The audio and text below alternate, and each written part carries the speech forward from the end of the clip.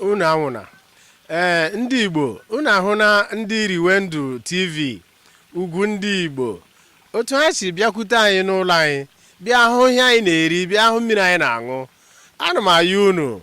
onye ọbụla nwere ihe ọ na-eme weta ya na Riwendu TV ndị a ndị ka anyị ihe ha na-eji ihe gbasara anyị ọnọdụ a ga-ewetara anyị mbuli elu ọ ga-ewetara anyị ndị ọzọ ndị mba na-abịa hụ ihe gbasara anyị otu awa ọgba nọ ugbu a ndị mmadụ ga na-asị ele ebe ọ nọ ọ ndị Riwendu TV ndị ugwu ndị Igbo telivishọn na-ewetara unu ya ana m asị unu na-awọchịkwanụ Riwendu TV unu na-awọchị ya unu ga na-amụta ihe dị mma unu ga na-amụta ma omenala ndị anyị na ha gbara unu ga na-amụta ihe dị mma ana m ayọ unu onye ọbụla were anya lewe na Riwendu TV ugwu ndị Igbo unu emena Riwendu TV